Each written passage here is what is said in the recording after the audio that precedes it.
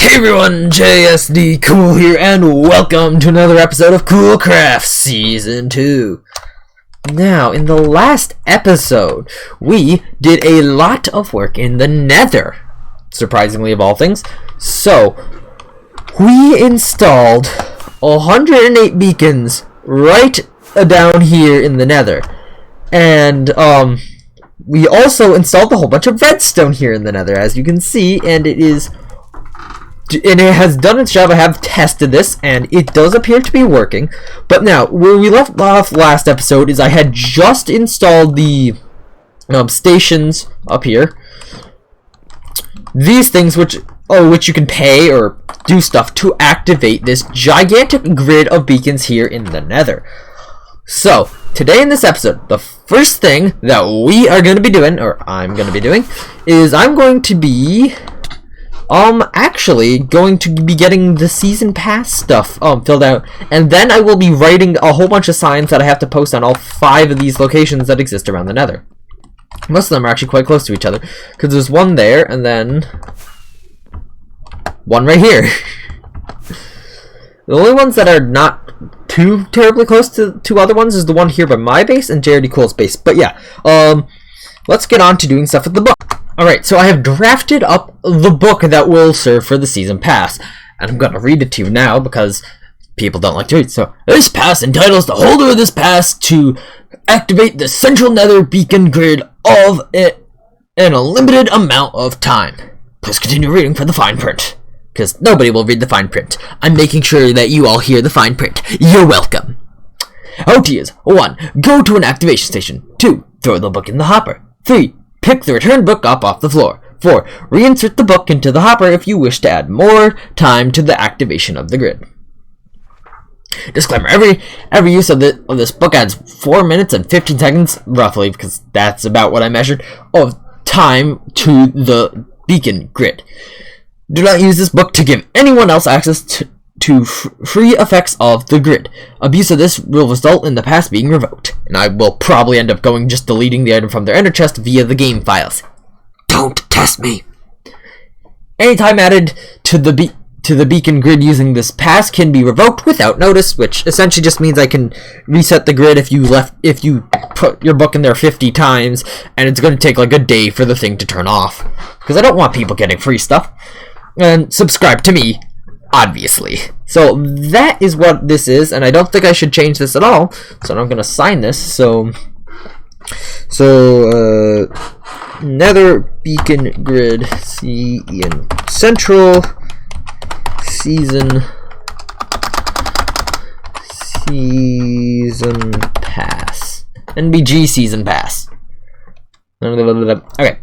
Sign and close. This is now the original copy of the book, which I should keep in my ender chest at all times. Now, these shulker boxes are like all full of books and quills. Now I'm gonna go make 1.5 million copies of this because that's what I gotta do. So yeah, I'll be back in a long time, guys. Alright guys, so I have got all the book copies that I'm gonna get, and I'm now in the process of installing these things into the filter system here. Now this is a little bit complicated because these only stack up to 16. It requires 38 items in this slot instead of 48 items in that slot in order to make the item filter work. And then also I have to make sure I get the system flushed correctly so that okay, there's a diamond in there. I will take that. That was probably me, to be honest, from testing this when I built it. So yeah, you see now I put this in once. Dings, but no book comes out. That time it comes back. Alright, so yeah, I'm gonna go now and do this for the rest of them, and I will be right back. Alright, I have put proper signage up at all activation stations. Now, it would be a waste of time for me to fly around and show you. Instead, I'll just walk you through this. They're essentially the same thing. So, the light is on here when the grid is active. It is currently not active, as you can see. Insert a diamond or a season pass to add 4 minutes and 15 seconds of time to the grid. Yep, that is how it works. And for more information, you can visit the shopping district. Also, this is a central Nether beacon grid activation station, just in case this won't happen, but just in case in the future we end up expanding out that way, that way, that way, or that way, we can have extra grids that are not affiliated with this one, because that would be a pain. Anyhow, now we are going to go pop through to the shopping district to build a shop for season passes for this grid. And I have started planning the entrance to the shop. So yeah, I'll be back in a moment. Alright guys, so I have built up the door that will be the entrance to our shop. You simply just activate it with this button here, which there will be proper activation mechanisms in the future, but for now, it's just this button. And by the way, I completely designed this door myself, so yeah. This was a bit of a challenge, but anyhow, yeah. Now I gotta cover over everything in front of this with grass, because, you know, that's how it works. Anyhow, yeah, I'll get on to the interior momentarily. Alright everyone, so I've made some progress on the shop here. I have completed the exterior shell, as you can see. And I have also, you know, done the basic interior. It's all made out of iron blocks for some reason. I don't exactly know why I did that, but I did. I've also added a book here in the center of the room. So, let's read that. So, welcome to the Central Nether Beacon Grid Season Pass Kiosk. This is what we're selling here, clearly. Please turn the page slowly so you don't break stuff. Please return to page 1 when done. Yes, that is a rule. Do not break stuff. Otherwise, that may be problematic.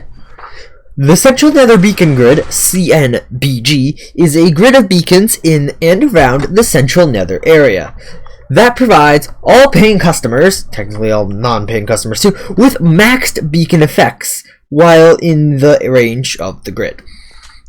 To activate the grid, go to one of the 5 activation stations and either throw in a diamond or a season pass. Each item thrown in will add 4 minutes and 15 seconds of activation time to the grid. Or that about, I don't know, it's about that. I measured the time once and I think I got it, but stacking might add more time and I'm not sure. Anyhow, season passes can be purchased from here for a one-time fee of 30 diamonds. With a season pass, you get access to unlimited activations of the grid. Please contact your school with any questions. And the door is currently closed, and to open the door, what you will need to do is return the book to page 1. Pretty nice 3x3 piston door. Anyway, yeah, let's go get the remainder of the shop finished. What? Yeah, how did... Just got returned to sender. And then what? There's literally a gas. 30,000 minutes into the server and you just got returned to sender? Alright guys, so I have placed in the merchandise and some signs here. So we have the 30 diamonds per pass thing here, and we have a ton of passes. And nobody can counterfeit these because they all have to be copy of original to actually work. Also, nice ender chest here for the people. Also a sign here saying please turn pages slowly, please, because you will break the door if you do not do so. Also read me sign and turn the book back to page 1, please. Now, there is one more thing that I do want to do with this shop before the shop is done. And we go on to actually doing stuff in the base again. Like, finally. I'm going to go place beacons up here on top, because, you know, it's the beacon grid building, so, you know, you gotta put beacons on top of it, obviously. You know, obviously these beacons can only do, like, speed 1 or haste 1, which isn't that useful, but I figured, you know, let's just put some beacons on top. I might come back and put more later if I'm bored. But yeah, that's the shop for now, and the new shop has popped up over here, so yeah, I might go quickly check that out, but yeah, let's get to actually building farms in the base, shall we? Alright guys, so first of all, this is not actually me building a farm here. This is me building an upgrade to a farm here. So this is my honey farm, which has been just idly sitting inside the CBI tower here for a while. And I decided to add an automated crafting system to this, or figure out an automated crafting system to this. As you can see, oh, oops. As you can see, it's quite complex. I'm not going to say too much on it, but yeah, it appears that honey is beginning to back up. Anyhow, guys, fix that. Yeah, let's go get on to building a farm over this way in the dome here. Actually, as you can see, I have built or have a schematic here for a crop farm, which is going to be slightly encroaching on the territory of the sugarcane farm. not much I can do about that if I want this to actually be able to fit like 4 of them in here. But anyway, yeah, let's get a time lapse of me actually building this going right now.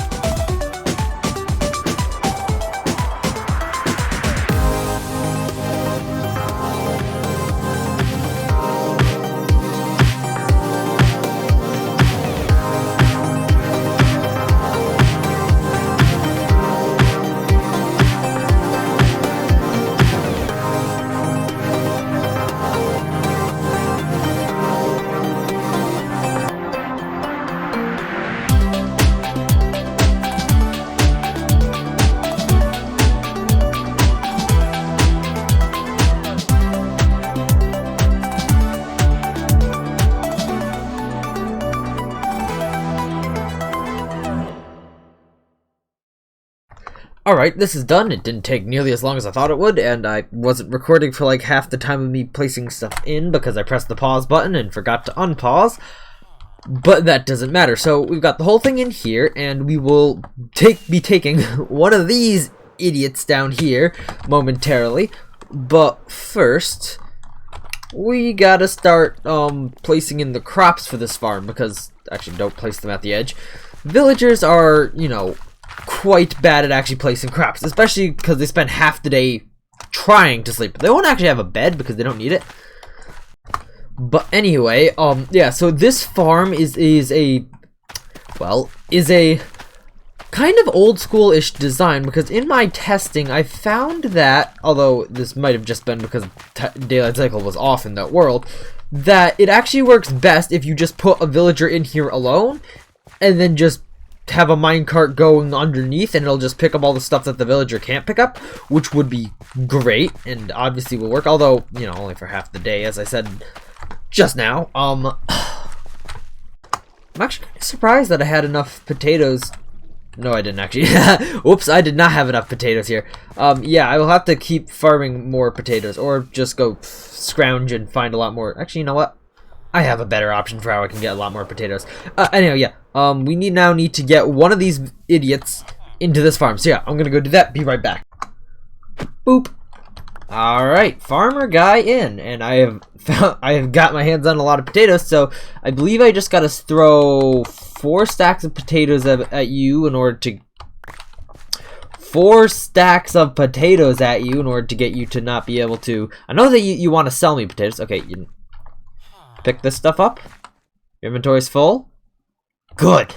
Alright, now this guy should just start farming whenever he feels like it, or work hours, which is like no time, so I don't know how efficient this will be, but this should get me a decent amount of food, and he's protected from lightning by that. So yeah, I think this is done. Also, yeah, pistons and stuff. Great way of getting him up here. Anyway, yeah, I think I gotta build another one of these. So yeah, I'll be back in a little while once that's done. And progress has been made. As you can see here, I have completely built in a second farm. This time, this farm is using carrots instead of potatoes, and this guy seems to be very, very lazy about harvesting them. Get to work, you maggot. Anyhow, now that we're done insulting the locals, let's get down to business. So, I've put in the second farm here, and I've also expanded the storage under here to include both carrots and potatoes here that we are farming, and we do have a decent amount of those. I did also have a double column for potatoes because they also have poisonous potatoes, which I wanted to void immediately instead of having to actually provide accommodations for that. So that's why that's like that. And 2 more farms have been constructed. This is going really fast. Although, I seem to have created an accidental obstacle while flying in. You have to do a sharp turn up in order to essentially just not smack into the glass here. So yeah, that's a little bit of an issue, but I have not populated either of these farms yet.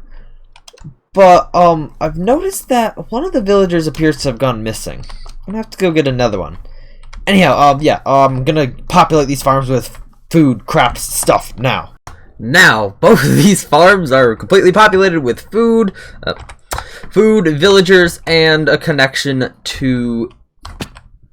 Okay. And a connection to the storage system, of which I have expanded a bit to include wheat and beetroots, as you can see down here. I've also added item frames onto the storage system, so I don't have to guess which chest does what.